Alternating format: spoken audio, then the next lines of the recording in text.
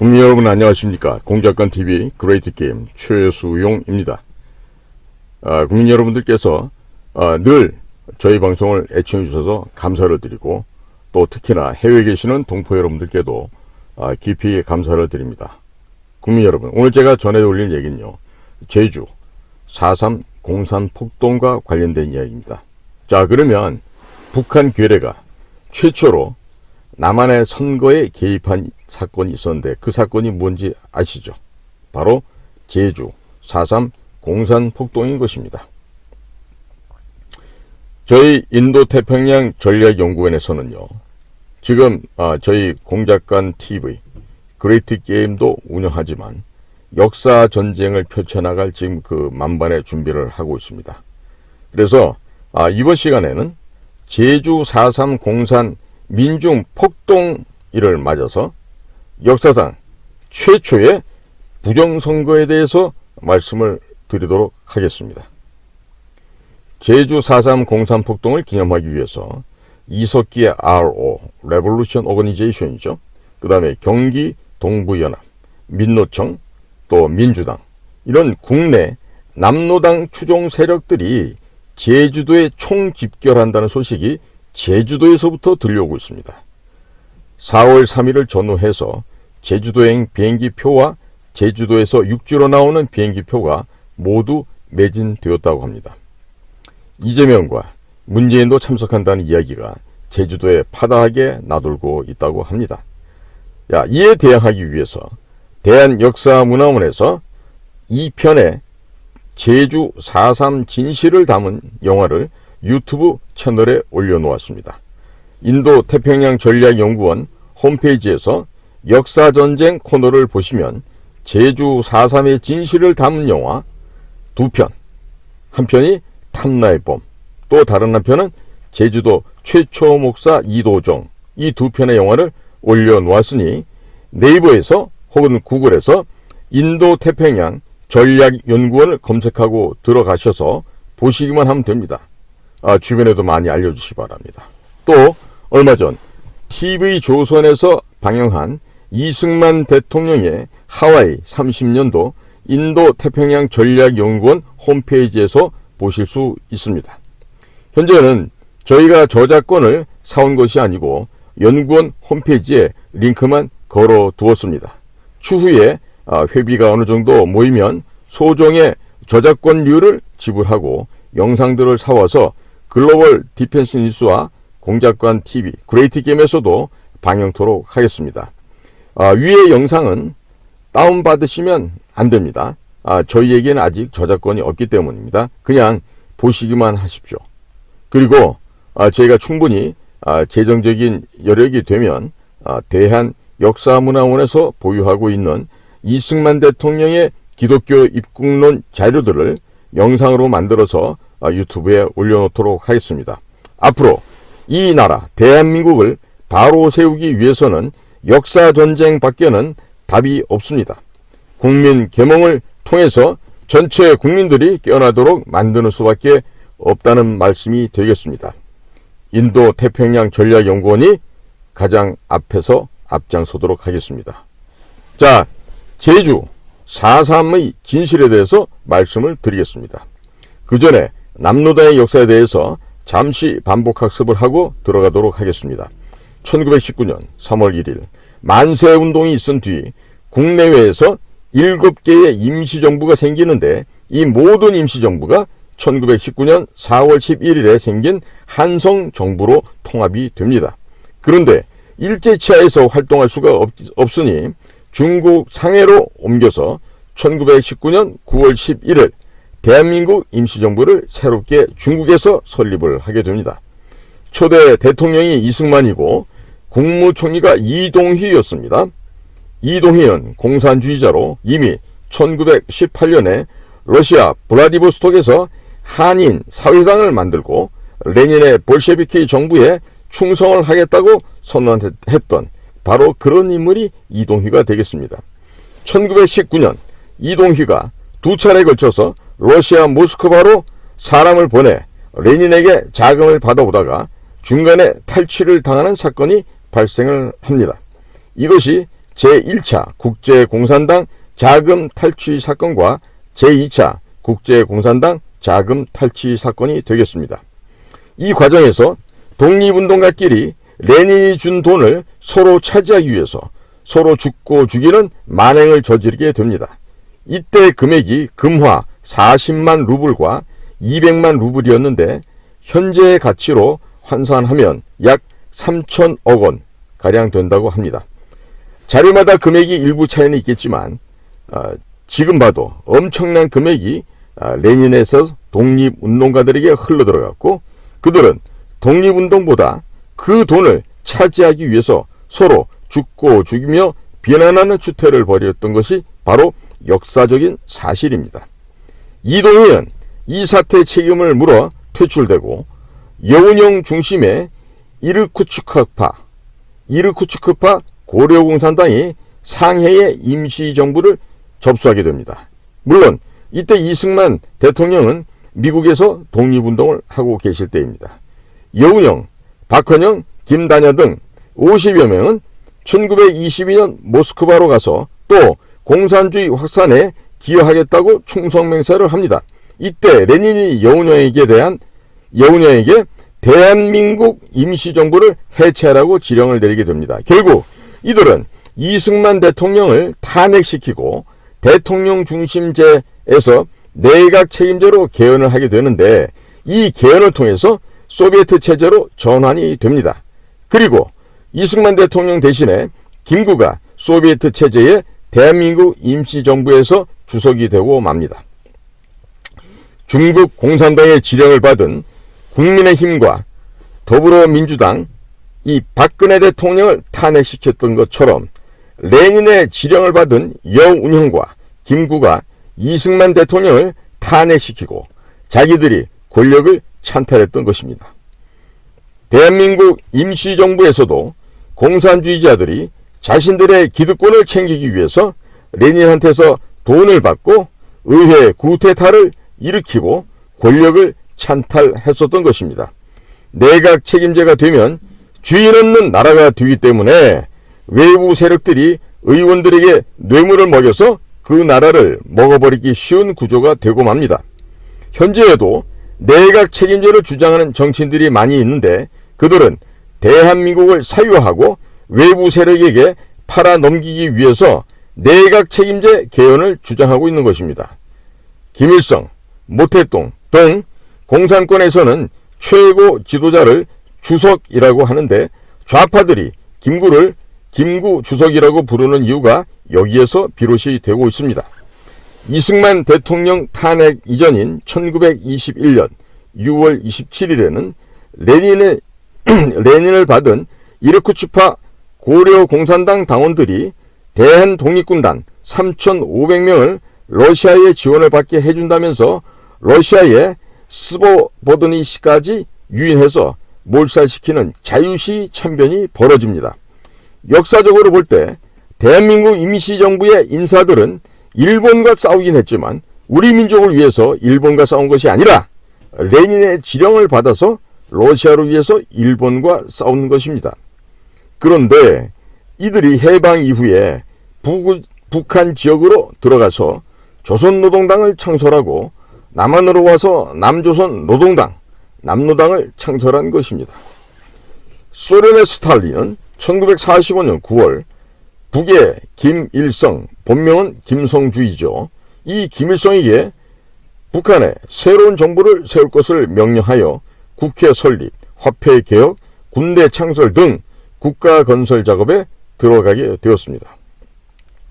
소련의 스탈린은 박헌영과 남노당 당원들에게 남한내 폭동을 일으켜서 단독 정부가 들어서지 못하게 틀어막으라고 지령을 내립니다. 박헌영이가 그 지령을 받고 위조 지폐를 사용하다가 1946년 5월에 적발된 조선 정판사 사건을 일으켰고 미 군정에 의해서 지명 수배령이 내려지게 되자 9월달에 전국 총파업을 지시하였으며 10월달에 대구 폭동을 지시하였습니다. 박헌영이가 그 지령을 받고 위조 지폐를 만들어 사용하다가 1946년 5월에 적발된 조선 정판사 사건을 일으켰고, 미 군정에 의해서 지명 수배령이 내려지게 되자 9월에 전국 총파업을 지시하였으며 10월에 대구 폭동을 지시하였습니다.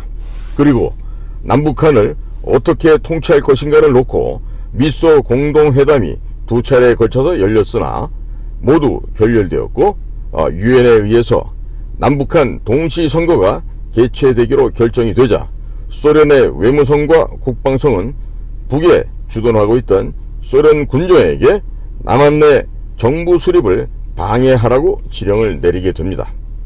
소련 외무성과 국방성의 지령을 받은 북한 내 소련 군정은 김일성에게 다시 지령을 내리고, 김일성은 남로당 제주지부에 1948년 5월 10일 자유총선거를 방해하라고 지령을 내리게 됩니다.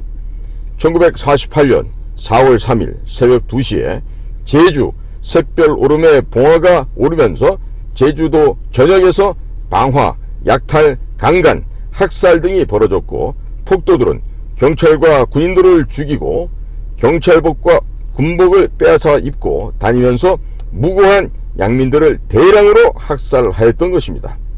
1948년 4월 19일 김군은 김일성이 보낸 간첩 성시백에게 포섭이 되어 남북한 지도자 연석회의에 참석한다고 하며 38도선을 넘었고, 1948년 4월 30일 남북한 동시성명서를 발표하는데, 이 성명서의 내용을 보면 유엔이 인정한 남북 동시선거의 결과를 부정하고 외국 군대는 철수하라는 내용이 들어있습니다. 1960년 4월 19일 4.19가 일어나자 이승만 대통령이 하야하게 되는데, 김구가 1948년 4월 19일 38선을 넘은 날을 기념하여 북이 일으킨 남한 내 폭동이 바로 4.19인 것입니다. 북은 4.19 기념우표를 발행하고 있는데, 인터넷에서 4.19 기념우표를 검색하시면 모두 보실 수 있습니다. 4.19 단체가 임종석에게 상을 주었다는 것을 보면 4.19를 우리 국민들이 자발적으로 일으킨 것인지 아니면 북한이 개입한 것인지를 잘 아실 수 있을 것입니다. 그리고 4.19 이후에 내각 책임제로 개헌을 하면서 장면 내각이 들어서는데, 전국에서 폭동, 시위가 일어나자 위기를 느낀 군인 박정희가 들고 일어났던 것이 5.16 군사혁명인 것입니다. 주민등록증이 박정희 정권에서 만들어진 것을 감안한다면 4.19와 내각 책임제 개헌에 북한이 깊숙하게 개입했었다는 것을 쉽게 짐작하실 수 있을 것입니다. 김구와 김일성의 4월 30일 선언문 낭독이 있은 후 1년 뒤인 1949년 6월 30일에 주한미군이 철수하고 1년 뒤인 6월 25일 새벽 4시에 북한군이 38도선 전역에서 남하를 하게 됩니다. 제주 4.3 사건을 진압하기 위해서 여수 순천에 주둔하고 있었던 국군 제14연대를 제주도로 파견 명령을 내리자 14연대 내부에 있던 남로당원들이 일으킨 반란사건이 바로 여수 순천 반란사건입니다. 제주 4.3 사건 피해자들은 노무현 정권 때 피해자가 나타나지 않게 되자 각 지역의 동장들에게 할당량을 주어 무더기로 생성하게 하였고, 피해자 안에는 공산폭동의 주범들도 들어있었으며, 당시 5살짜리 꼬마가 전염병으로 죽었으나 피해자로 포함되어 있는 등 피해자 명단이 현재 엉망진창인 것입니다. 당시 피해자 명단에서 약 꼭 빼야 하는 사람들이 대략 1,400여 명 정도 되었다고 합니다. 제주도 지역의 좌파 시민단체들도 다 동의했지만 제주도지사 원희룡이 앞장서서 상생을 부르짖으며 공산폭도들도 피해자로 둔갑시켜서 1인당 수천만 원씩 보상을 해주었습니다. 그리고 현재 제주 4.3 특별법이 발의되었는데 5.18 특별법과 마찬가지로 제주 4.3 사건을 민주화 항쟁으로 부르지 않으면 처벌을 한다고 합니다. 아직 통과는 안 되었지만 국민의힘이 합의해 줄 것이라고도 합니다. 제주 4.3 보상법도 국민의힘이 다 합의해 주었고 제주 4.3 추념식을 제정한 것도 박근혜 정권 때라 하겠습니다. 윤석열 정권의 한동훈 법무부 장관도 역사를 잘 모르니 그들의 장단에 멋져서 춤을 추고 있다 하겠습니다. 한동훈 장관은 제주 4.3 수용인들을 저는 직권 재심하겠다고 하는데 그렇게 되면 자료 미비 등의 이유로 무죄가 나오게 될 것이고 또 엄청난 예산을 들여서 보상을 해줘야 할 것입니다. 그렇게 되면 대한민국은 좌파들의 선동하는 대로 태어나지 말았어야 하는 나라가 되고 맙니다. 한동훈 장관이 서울대 법과대학을 나와서도 역사를 모르니 역사 앞에 창녀짓을 하고 있는 것입니다. 그런데 자기가 무슨 짓을 하고 있는지도 모르고 있으니 어찌 이를 사람이라고 할 수 있겠습니까? 역사를 모르면 사람이 아니라 짐승이 되고 맙니다. 여수 순천 반란 사건의 경우도 윤석열 정권에서 최초로 추념식을 거행하였고 약 1만 4천 명에게 각각 9천만 원씩 보상을 해준다고 하는데 그중 몇백 명은 억 단위로 보상해 준다고 합니다. 5.18이 민주화 항쟁으로 둔갑을 하였고 제주 4.3 사건을 민주화 항쟁으로 둔갑시키고 나면 국민방위군 사건, 보도연맹 사건 등도 차례대로 둔갑시키게 될 것입니다. 또 이들도 손해배상을 하라고 할 텐데 자, 국민 여러분들이 내신 이 귀한 세금이 대한민국을 부정한 세력들의 주머니 속으로 들어가게 되고 맙니다. 역사를 모르면 서울대 법대를 졸업하고 법무부장을 해도 역사 앞에서는 창녀가 되고 맙니다. 또 대통령을 해도 역사 앞에서 창녀가 되는 것입니다. 이명박 대통령, 박근혜 대통령도 역사를 전혀 모르고 대통령이 되다 보니 아무데나 도장을 찍어주고 추념식을 제정하는 등 역사 앞에서 죄를 지었기 때문에 결국 벌을 받은 것입니다. 윤석열 대통령이 제주 4.3 사건과 여수 순천 반란 사건에 대해서 역사 앞에서 창녀짓을 하면 벌을 받아 또 감옥에 가게 될 것입니다. 원희룡 장관은 교회 집사님이시고 그 집안 전체가 기독교 집안인데 거짓을 참으로 둔갑시키는 범죄를 저질렀습니다. 그런데도 뻔뻔하게도 기독교 방송에 나와서 하나님 뜻대로 산다고 하나님 파리를 하고 다닙니다. 검사를 하고 시험을 전국 수석을 해도 역사를 모르니 역사 앞에서 창녀짓을 하고 하나님을 팔고 다니면서 거짓말을 하고 있는 것입니다. 원희룡 장관은 하나님의 자녀가 아니라 사탄의 자식이고 역사적인 창녀로 전락해버리고 말았습니다. 원희룡 장관은 하나님 앞에 회개하시기 바랍니다. 하나님의 준엄한 심판이 곧 그대에게 닥칠 수도 있다는 것을 명심하기 바랍니다. 아울러 국민들은 원희룡 장관을 절대로 차기 대통령 선거에 출마하더라도 이 사람에게 표를 줘서는 안 됩니다. 그리고 역사 앞에 대한민국이 떠내려가도록 방치하고 있는 국민의힘도 역시 해산시켜야 할 것입니다. 간첩 몇 명을 잡는 것이 중요한 것이 아니라 대한민국 전체가 태어나지 말았어야 하는 나라가 되는데 도대체 우리 김규현 국가정보원의 원장께서는 어디서 무엇을 하고 계십니까? 역사전쟁을 국가정보원이 앞장서야 하는데 문재인이가 국정원을 통해서 만들어서 북쪽에 넘긴 것을 알면서도 그 북쪽에 넘긴 USB를 국정원 내부에서 만든 그와 관련된 자들을 색출하고 간첩을 지원한 자들을 잡아야 될 텐데 잡지도 않고 지금 대국민 쇼만 하고 있죠. 자, 이러기 때문에 결론적으로 간첩 문재인을 도와주는 간첩 지지하는 세력이 되고 마는 겁니다. 창원 간첩단을 잡는 것도 중요한 것인데 이뿐만 아니라 국정원 내부에서 암약하고 있는 간첩들을 잡는 것이 더 급한 급선무가 되겠습니다. 국정원 내부에 암약하고 있는 간첩들에 대해서는 눈 감고 봐주고 있으면서 간첩 잡는 신용한다고 몇몇 건들을 언론에 터뜨리면서 국민과 대통령의 눈과 귀를 속이고 있다고 보여집니다.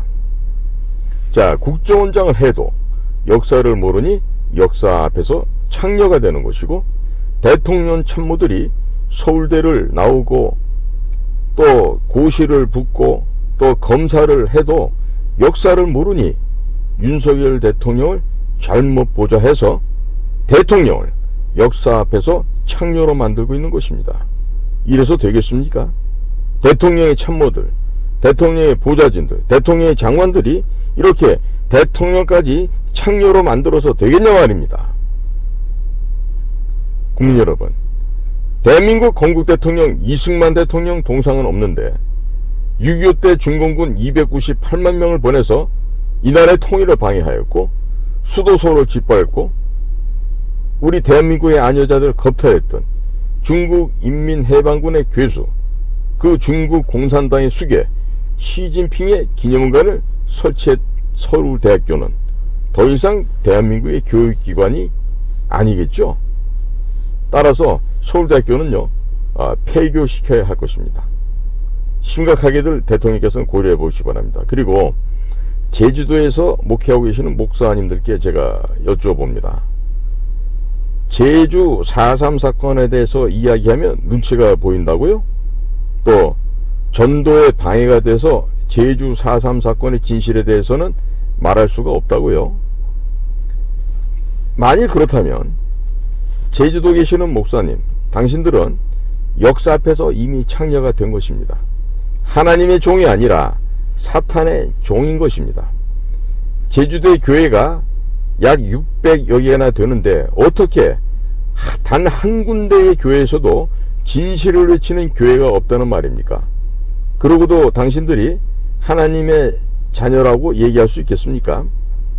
제주도에 계시는 목사님들, 당신들은 죽어서 지옥의 불구덩이에 떨어지게 될 것입니다. 그것을 원하지 않는다면 오늘부터라도 변화되십시오. 십계명에도 거짓말을 하지 말라고 되어 있는데 귀하들은 그것을 알면서도 당신들은 거짓 증언을 하였습니다. 당신들은 하나님을 믿지도 않으면서 하나님을 팔아서 장사를 하고 있죠. 그러니까 목사가 아니라 먹사인 겁니다. 밥 먹기 위해서 하는 생계형 먹사. 그 가운데는 독을 뿜어내는 독사들도 적지 않은 것이죠.